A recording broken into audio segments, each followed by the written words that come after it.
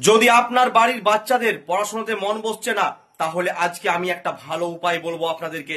যদি আপনার বাড়ির মালিকের হাতে একদমই টাকা পয়সা থাকছে না, অযথা খরচা হয়ে যাচ্ছে, তার জন্য একটা ভালো উপায় বলবো। এমন একটা উপায় বলবো যে উপায়টি করলে আপনার সকল সমস্যা দূর হয়ে যাবে, বাচ্চাদের পড়াশোনাতে মন বসবে, বাড়ির মালিকের হাতে সর্বদাই টাকা পয়সা থাকবে। এই সমস্যাটা হয় যদি শুক্র ডাউন হয়। শুক্র যদি ডাউন থাকে তাহলে কিন্তু এই সমস্যাটা প্রায় দিনই দেখা দেবে আপনার পরিবারে।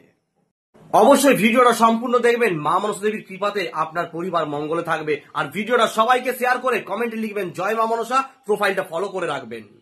ভালোভাবে নিয়মটি দেখাচ্ছি, নিয়মটি দেখে নেবেন। এটা হচ্ছে আপনার হাতের শুক্র জায়গা। এই শুক্র জায়গাতে আপনাকে আতর ব্যবহার করতে হবে। আর এই আতর যদি আপনি ব্যবহার করেন তাহলে কিভাবে করবেন, এই শুক্র জায়গায় আতরটি এইভাবে লাগিয়ে নেবেন। দুটো হাতেই লাগাবেন, ডান হাত এবং বাম হাতে।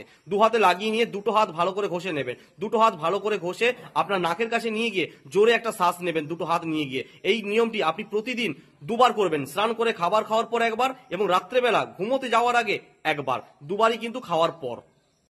এই নিয়মটি যদি ভালোভাবে আপনি করেন তাহলে আপনি এই সব সমস্যা থেকে চিরতরে মুক্তি পেয়ে যাবেন। আর এটা মন্ত্রপ্রুত আতর। এই আতর কিন্তু মা মনসা দেবীর মন্দিরেই একমাত্র পাওয়া যায়, মন্ত্রপ্রুত আতর। এই আতরটিও আপনি আপনার বাড়িতে অর্ডার করতে পারেন। এই আতরটি খুব ভালো ফলাফল পাবেন। এছাড়াও আপনি বাজার থেকে আতর নিতে পারেন, কিন্তু এই মন্ত্রপ্রুত আতরের জন্য আমার সাথে কথা বলে নেবেন।